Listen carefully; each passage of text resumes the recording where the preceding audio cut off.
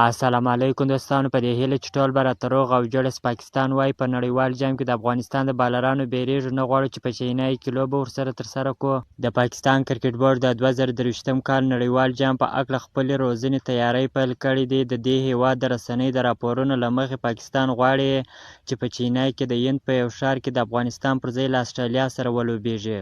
د پاکستان له لوري ویل شوي دي چې د چینای پیچ د سپینرانو بالرانو لپاره ډیر جوړ دی. افغانستان سره بهترینه سپینران بالران شته، نو هلته به د پاکستان لوبډله له ستونزو سره مخ کړي.